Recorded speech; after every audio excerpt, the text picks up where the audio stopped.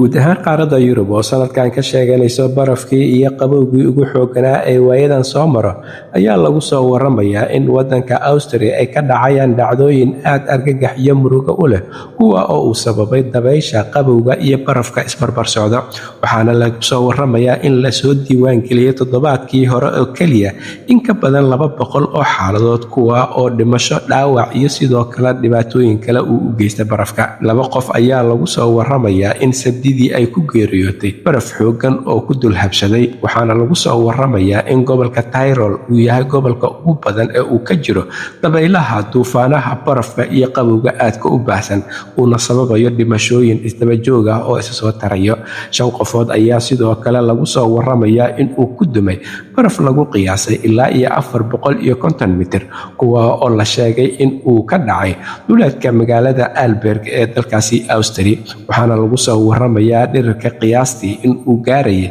ilaa iyo 2000 oo mitir waxaana la soo sheegayaa in qof Mareykan ah iyo mid Poland ah ay goobta ku nafbaxeen halka 5 kale oo goobta dhaawacan looga soo qaaday oo mid Austria u dhashay oo 22 jir ah uu geeriyooday dhaawici ka soo gaaray barafkii ku soo dumay sidoo kale waxaa lagu soo waramayaa in barafkani uu nin 42 jir ah iyo wiilkiisii oo saarnaa buurta uu ku soo dumay iyadoo la sheegayo in 42 jirkan Jarmalka u dhashay uu u geeriyooday barafkan halka wiilkiisa 16 jirka ah uu ka badbaaday hayeeshee uu dhaawac soo gaaray haddana lagu dabiibayo mid ka mid ah isbitaalada waddanka Austria ku yaalo sidoo kale waxaa lagu soo waramayaa in uu u geeriyooday barafkan nin kale oo 39 jir ah oo u dhashay waddanka Switzerland kaasoo isaguna uu ku soo dumay barafka gudoomiyaha gobolka Tyrol Anton Matal ayaa ku waramayo in ay dhacdooyinkan ay yihiin kuwa aad looga xanuunsado lagana murugoodo maadaama gobolkiisa ay ka dhacayaan masiibooyin uu sababayo barafkan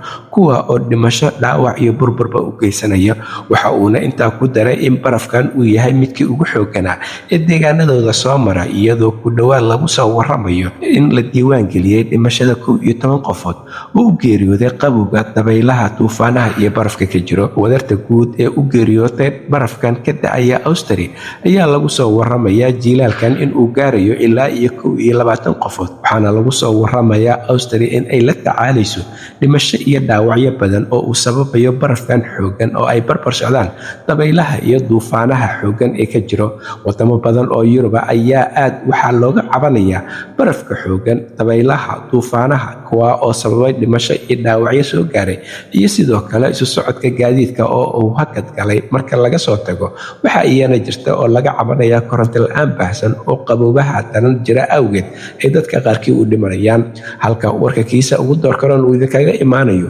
waa Somali Voice in Norway ama codka Soomaaliyeed ee Norway waxaana idinla socodsiinayay aniga oo Cabdullaahi Shiine